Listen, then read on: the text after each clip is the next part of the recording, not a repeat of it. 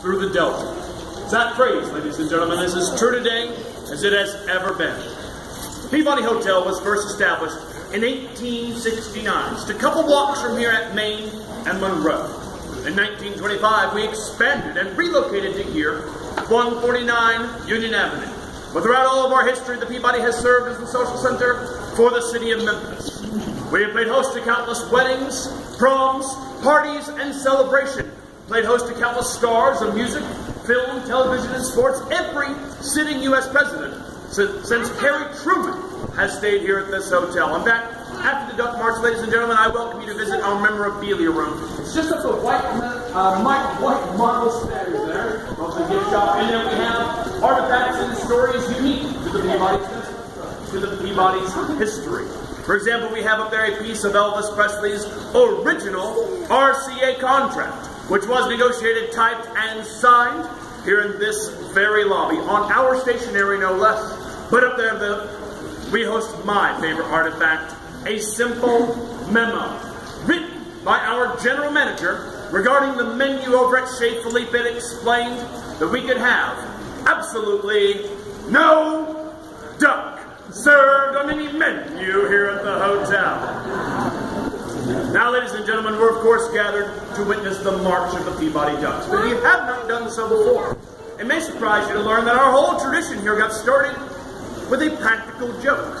See, back in 1933, our general manager, Mr. Frank Scott, and his friendship route was in Arkansas, and they had brought with them what was common at the time, some live duck decoys to help them hunt. But the gentleman also brought with him on this trip a bottle of Jack Daniels. And admittedly, focused a bit more on the whiskey, never quite got around to hunting, and so they were surprised when they returned to the hotel and found they had forgotten to leave those 3 English call ducks back at the farm. So they improvised by sneaking the ducks into the hotel lobby and letting them loose into our fountain instead.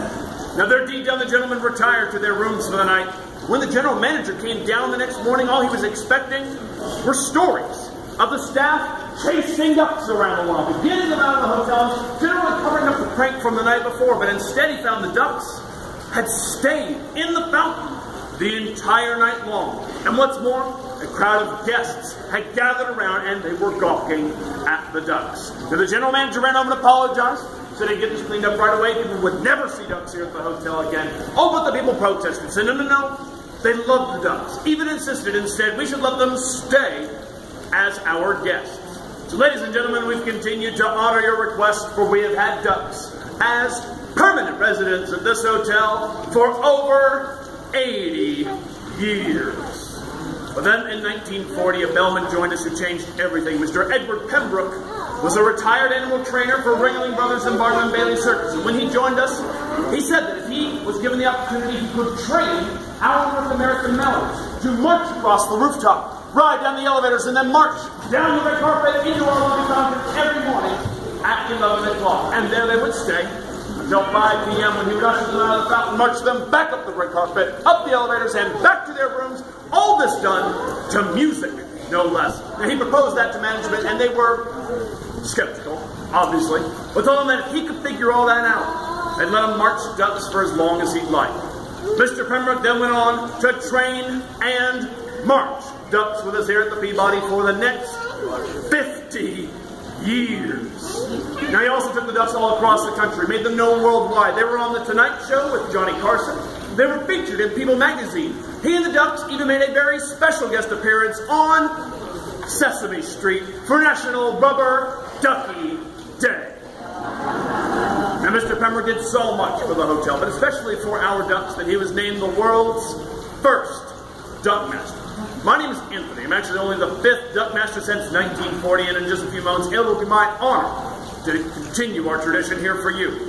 To the King Cotton March, I'll usher the ducks across the rooftop. We'll ride down the elevators, but at precisely 11 o'clock, the music will roll, the doors will open, and the ducks will march. Now, I do ask, ladies and gentlemen, if we're here in the main lobby, do we remain seated comfortably in a couch or chair during the march? And if we're along the carpet and the entrance to the elevator, then we keep those areas clear. And do please resist the urge to reach out and pet the ducks or throw coins and things into the fountain. These are wild animals visiting with us after all. But finally, and most importantly, Ladies and gentlemen, please take as many flash photos as you like.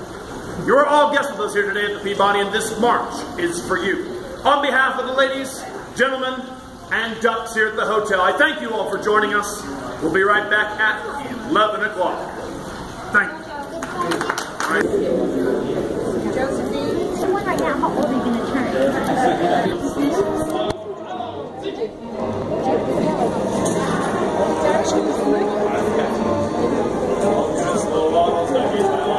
Oh my God. Maybe like you swaddle nice and slow. Very good. Very nice. Don't pet him. Don't touch him.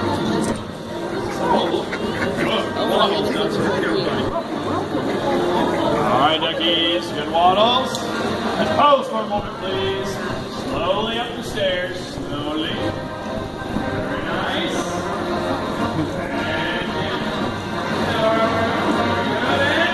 Well done, duckies. Very nice.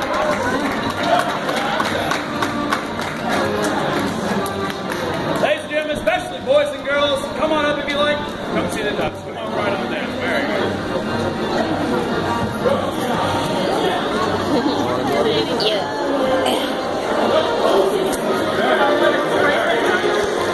All right. Oh, there you go. Ladies and gentlemen, the March of the Peabody Ducks. We thank you all very much for joining us. Have a wonderful day. Great job, duckies. Very nice. Very nicely done.